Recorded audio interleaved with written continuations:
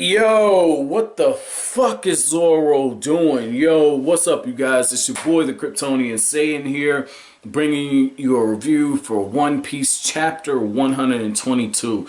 What the fuck is Zoro doing?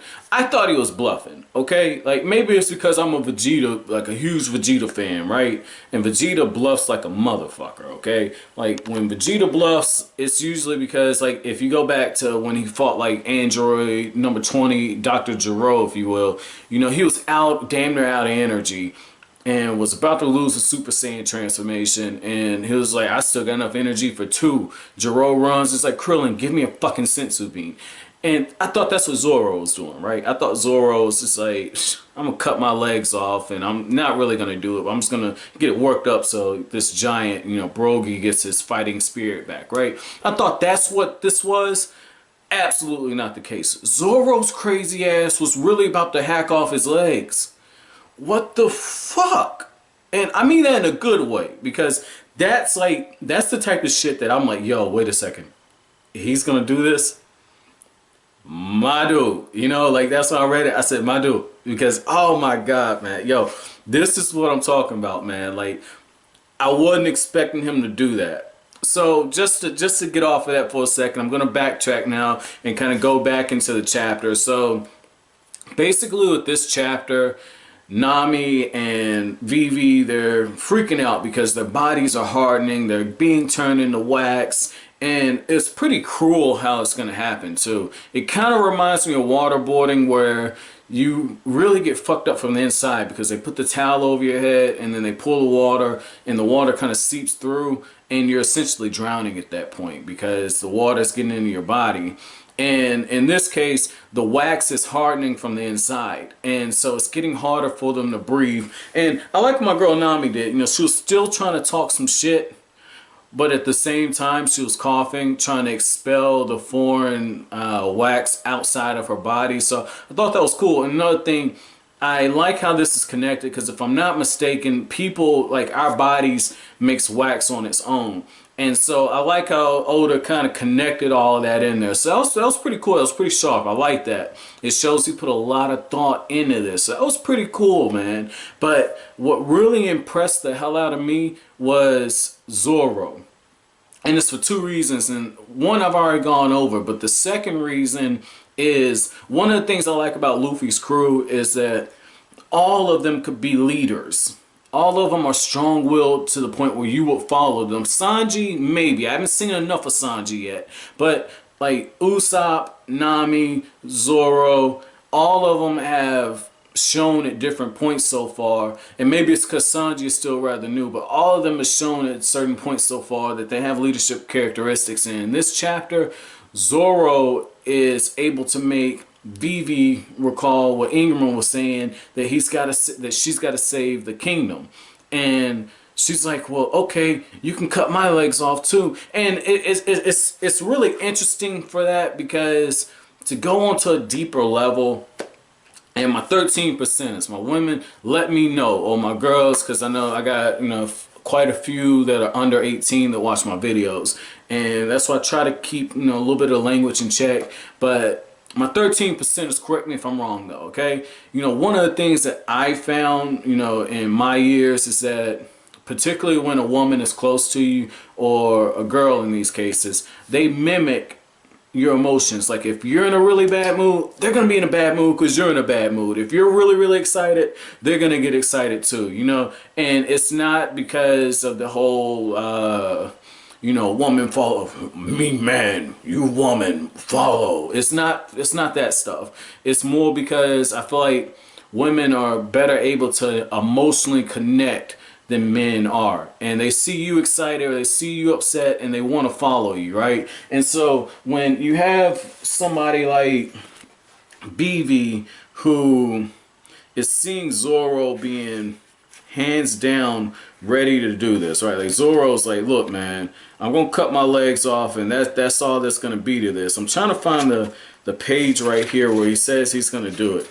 But the thing is Vivi automatically, she's recalling her real purpose, and she sees his, here it is, she sees his dedication. She sees how Dad said he's on doing this, And if you'll look, her eyes, like, you know, she doesn't have that wide-eyed look that you typically see. It's that wide-eyed and inspired look, like shocked but inspired at the same time.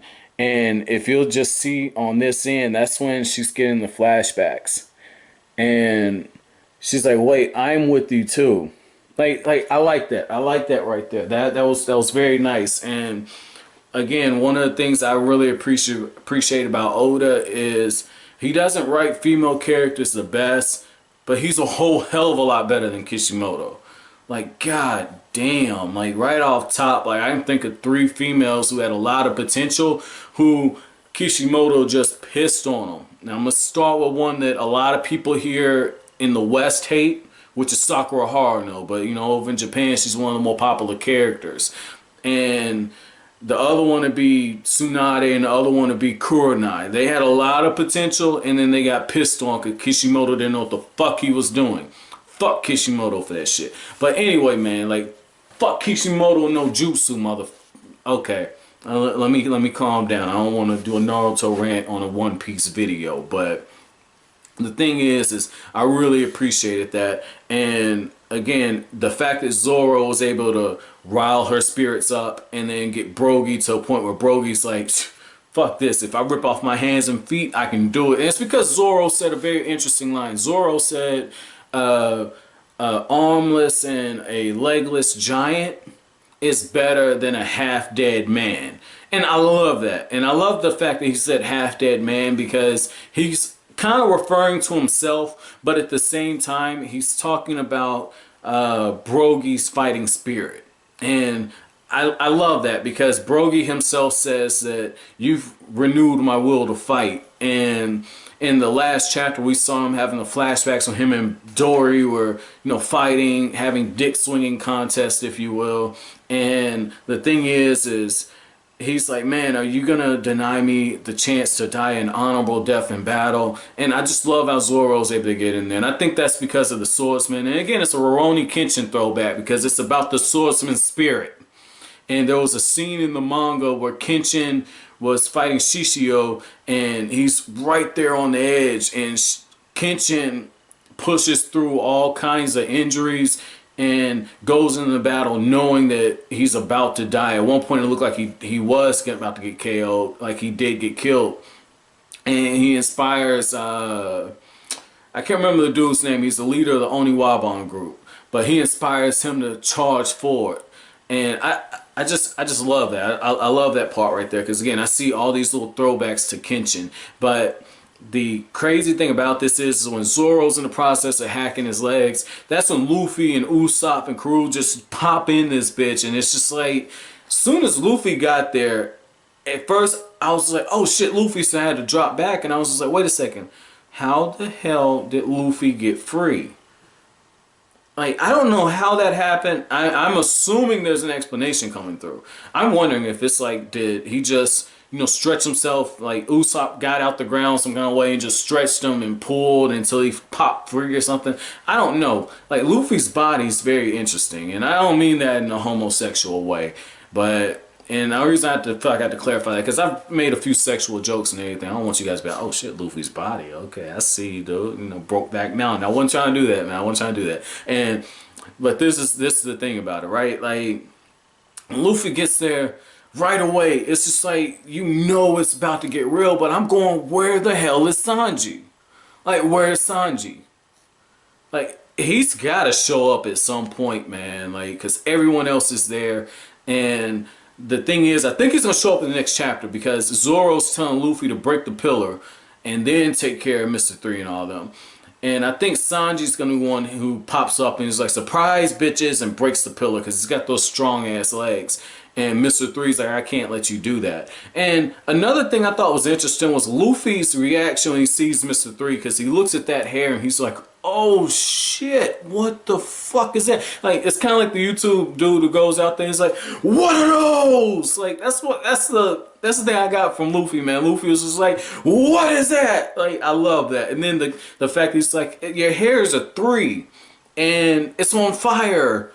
Bitch, what is that? I love that, man. I love that. I love that. That was really cool. Like I know I'm geeking out right now. Like I can't help it. Damn it, I can't help it. Like, but this is the thing, right?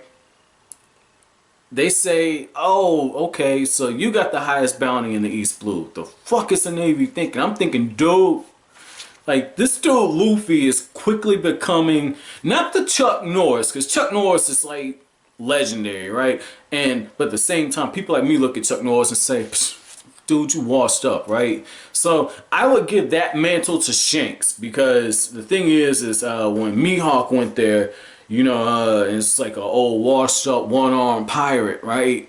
Like I would think that Shanks would be Chuck Norris, because when Shanks left, I believe 10 years ago, you know, he already had a reputation, and in 10 years on the Grand Line, you know, Shanks, like if it looked like his crew was just biding their time for something, so you know Shanks is fucking legendary, right? But the other thing is I think Luffy is Liam Neeson. You know, like Neeson made a few badass movies in a row, and now it's just like he's this generation's badass. You know, like before Chuck Norris goes to sleep, he looks under the bed for fucking Liam Neeson. If you don't believe me, ask Chuck Norris. Chuck Norris will tell you it's Liam Neeson. Like I'm just saying, man. But yo, look, this is the thing, right? Like I'm looking at that and I'm going, you're in for it, because Luffy is pissed now. So overall, man, like I said, this is a really good chapter, man, really good. But my chapter question for you guys is, what were your thoughts when you saw Zoro not only say he was going to hack off his legs and then start fighting, but then follow through with the fact that he was going to hack off his legs and got halfway through it? Let me know what you guys think, man. But man, that's it for this review. If you liked anything I had to say, as always, comment, rate, subscribe, share. I'll greatly appreciate it. That's it. Thanks for watching Kryptonian Saying. Have an awesome day.